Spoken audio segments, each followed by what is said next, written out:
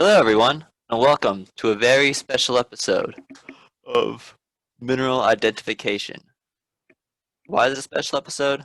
Because we have a very unique and interesting mineral. Let's check it out. By the way, I'm Jacob Weber. Look at this thing.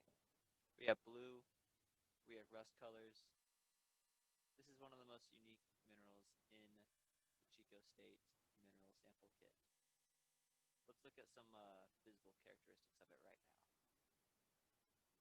Well, actually, first let's talk about what it is. Here's a couple angles of the mineral, a couple different light sources of the mineral, but all three of those pictures are the same mineral. Continuing on to the characteristics.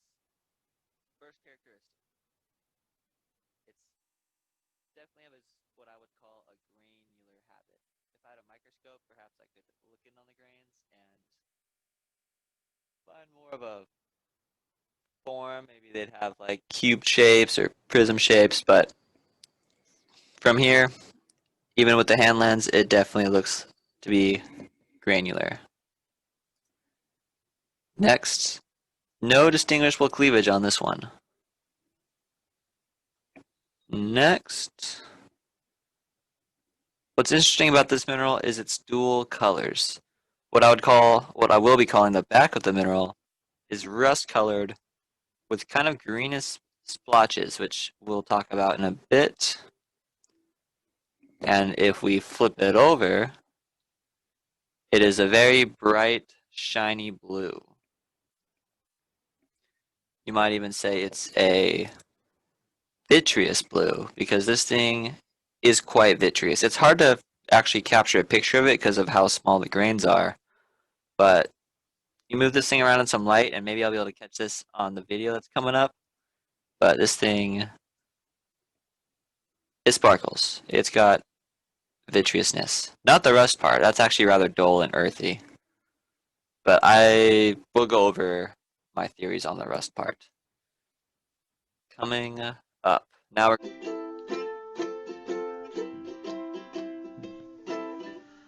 we're back, ladies and gentlemen. Here we're looking at our mineral number 47. I'm not sure if I've said the number yet. If we get a little more light over here, I want to show you guys on video the vitreousness of this sample. Shoot, I really cannot get it to work. Well, we're moving on. You can take my word for it, it's got a lot of sparkles. I wouldn't even say it's that vitreous.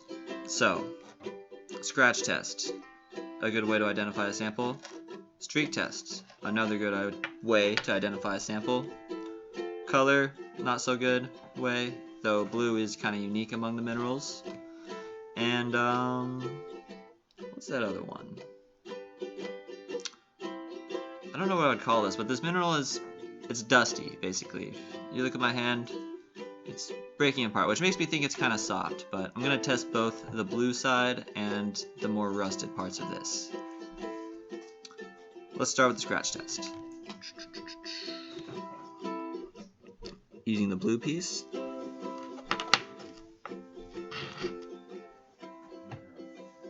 That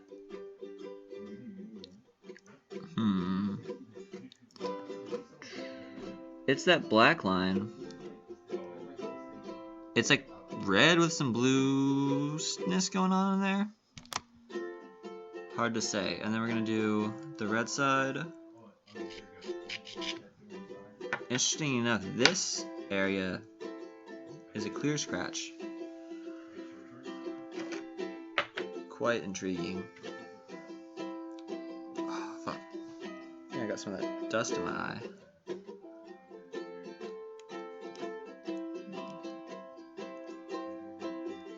This is hard to test because when I scratch it, I can break some of the crystals off,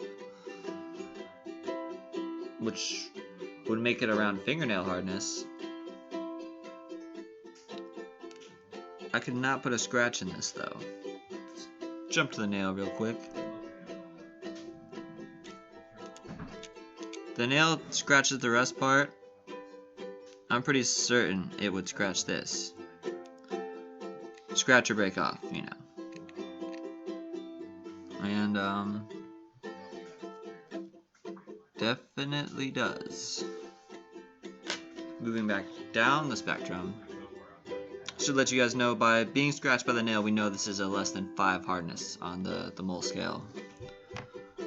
And then, because we already did the fingernail, we're going to do the penny. Here we go. That's an angle.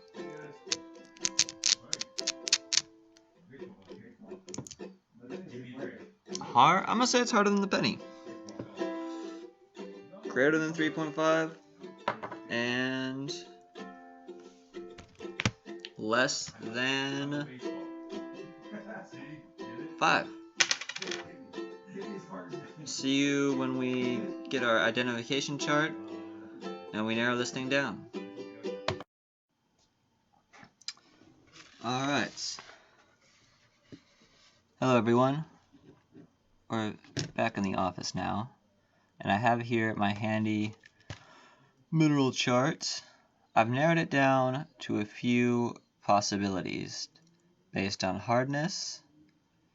You'll see these are all 3.5s. Based on streak, light blue, well, light green, but green, blue, very close together. This is the non-metallic luster page, and streak definitely colored page. If you're wondering why we picked that one. So, malachite or azurite, or chrysolite, or that one. So, I'll try to get that better view.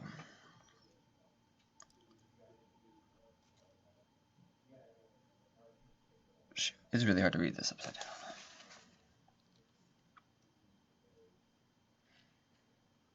So I wasn't going to do the HCl test, but for both of these, I notice it says effervesces in cold acid. So let's do it. I'm not sure. I'm going to assume that word means reacts. And we got some cold acid here. Something's happening for sure. Let me bring that up to the camera.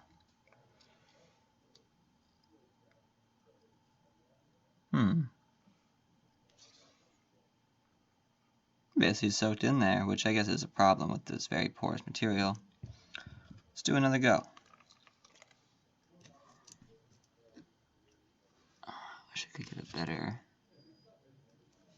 a little more light in here. Okay, this might help us out. Focus. This is dilute HCl. Oh, that is quite the reaction, folks. It almost looked like it changed the shape right there. Fascinating. Well, that only extra confirms what I was suspecting, that it's one of these two. And you look at the color, this isn't bright green. This is an intense blue. I mean, you've seen the pictures. Making sample 47, without a doubt, azurite. That's right. It is, especially when you look at these Google images, very similar to the sample, especially the one on the left.